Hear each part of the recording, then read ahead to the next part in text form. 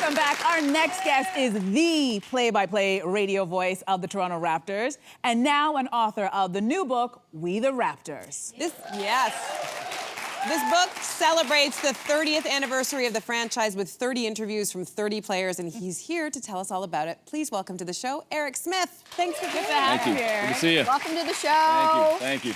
As the ladies just mentioned, you are one half of the longest-serving broadcast duo in Raptors franchise history on both radio and TV with Paul Jones, which is a huge accomplishment in and of itself. How did you get started, and also what ended up leading you to the Raptors? Well, I mean, to try and tell it as quick as possible, I'm like every young kid, I suppose, that quickly realizes they're not going to be an athlete as much as they might want to be. So what's the next best step is maybe working in television, working in radio, and maybe working in sports. And I was fortunate enough to go to school for journalism, went to Humber College, now Humber Polytechnic. Me too. Shout out to Humber, the Humber Hawks. Nice. And got an internship, and suddenly, it kind of happened relatively quickly, because when I came in, had I graduated a year or two earlier, a year or two later, maybe I don't come in at a time when not only the Toronto Raptors are coming into the league, but we're blossoming from one sports network to 3, and suddenly there are a bunch of job openings, and I went from intern to part-time to full-time in a matter of about 9-10 months. Wow. And suddenly opportunities opened, and as they say, cliche as it is, the rest is history, and I'm suddenly in a Raptor gig at 25 years old. Wow. Well, let's talk about that. That's great. Because, this is pretty amazing that one of your first assignments was to interview Michael Jordan in the Chicago Bulls locker room in 1999.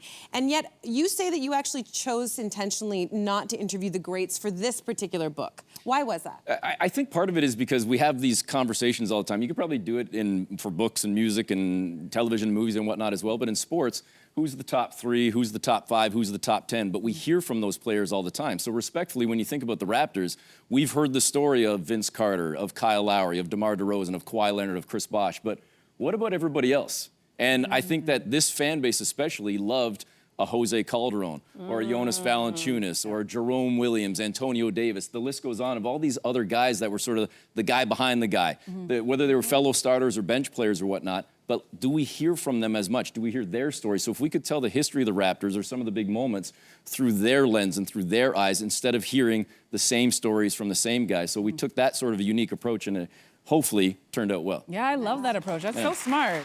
Especially for the true fans. Now, Eric, you cover what you call the 4 eras: expansion, Vinsanity, Bosh in the Golden Era, and beyond. And you say for a lot of these players, their stints in the Raptors actually proved to be their best experience in the NBA. Tell me why you feel that way. I think it's because there's this stigma attached to Toronto, or at least there was, and maybe still is sometimes with the Raptors, and I guess the Blue Jays as well, being the lone Canadian franchise. And I think a lot of times guys will come here and think, well, I'm going to Canada, I'm going to another country. And they are, but then they quickly realize, well, this isn't just a city. I'm playing for the province. I'm playing for the country. And I think they get behind that fan base because they see it when they go to training camp and preseason. And even regular season games, whether it be in Montreal or in Calgary, Edmonton, Vancouver, et cetera. But then when they're in Portland and the fans come down from BC, or when they're in Minnesota and fans are coming down from Saskatchewan and Manitoba, or the Snowbirds down in Florida, and they see them at the Heat games and the Magic game, and they think, holy crap, these Raptor fans, they travel. And I feel like they embrace that community aspect, despite the community being the country, and they recognize how it's good for them as players, but even as individuals, as their brand and everything else. I think they kind of really get into that very quickly. Well, you talk about community, but you also write about the family-centric culture that the players experience on the court, off the court also as well. Can you give us a little insight into that? Because we've heard stories, and they kind of seem famous and kind of a vision from the guy at the top. Well, I'll bookend it for you, because there's probably 25, 28 years in the middle. But if we go back to the expansion era with a guy like Tracy Murray, he's one of the players featured in the book. Tracy Murray used to talk about in the expansion year in 95, 96, how I wasn't just a player. And I might not have been literally setting up chairs, but I knew I had to market, I had to advertise, I had to work with all of the secretaries and the people behind the scenes to help promote this team and to teach young fans and new fans the game. And I think that kind of created the family atmosphere where, yeah, I might be a player, but we've all got to pull for the same thing in the right direction and pull in the direction together.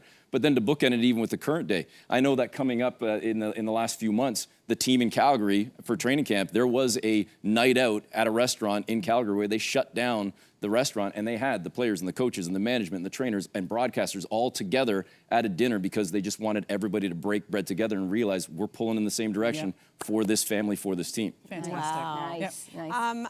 The moment for this country that I think everyone remembers, whether you're a basketball fan or not, was the 2019 championship. Yes. Yes. It was so incredible. Can you talk about this moment from your perspective? I mean, there's no denying that is the pinnacle moment. I had a chance to call Game 6 with Paul Jones and to have the final call of the championship game, and fortunate enough to, gracious enough and blessed enough to have this championship ring and whatnot as well, and to be a part of the parade as we just saw that picture. Wow.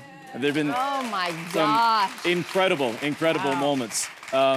It's hard to top that moment, but there have been a lot of big moments, I guess, and being there for even a Kobe Bryant scoring 81 points against the Raptors, that's a huge moment in the history of this franchise, even though they're on the wrong end of that. But to be there in Los Angeles as a kid that came to basketball because of the Showtime Lakers in the 80s and Magic Johnson, to be there courtside in Los Angeles and to see Kobe Bryant scoring 81 against the Raptors, there's so many different things that stand out for my time around this team. So speaking of legends, back in 2006, Jorge Garbariosa took Vince Carter's number 15. Yes.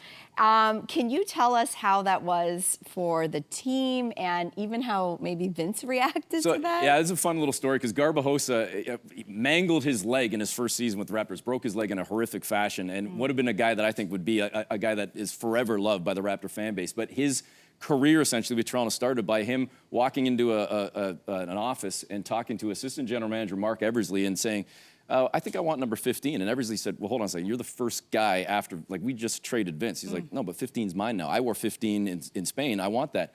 And Vince, the first time he saw Jorge in a preseason game, walked up to him and was kind of staring at him and was going, and he patted him on the chest and he said, you take care of that for me. And Jorge said, yeah, I've got it. Don't worry, I've got it. And then Jorge said to me in the book that clearly Vince is more than deserving of his number being retired as it was last November. So it's like one of those special moments of 15 really carrying its legacy through Garbajosa and others in the history of this team. What a great story. That's What a great story. Very cool. So as we mentioned off the top, you've celebrated 30 years with the Raptors. Now, if you had to predict, what's the next big era for the team? I think we might be in it right now. Because if you and I or the four of us had this conversation a month ago, I promise you I would have said, I think the Raptors are a playoff team this year. Now, right now, they're 7-1 in November. They've won 8 of their last 9 games. They're climbing the standings in the East. I don't know if they're a championship contender. They might be. But I think they're definitely a playoff contender and a playoff team. And I think this might be the start of a number of playoff seasons to come for the squad. So I think maybe that era is starting right now. Okay, we love That's the sound of really that. interesting. This is not a question for you, but my husband and I were talking about their run right now, and he says, you know what, it's so fun as a fan watching. They just look like they're having so much fun playing, like they were when they were kids, probably, which is really, really neat.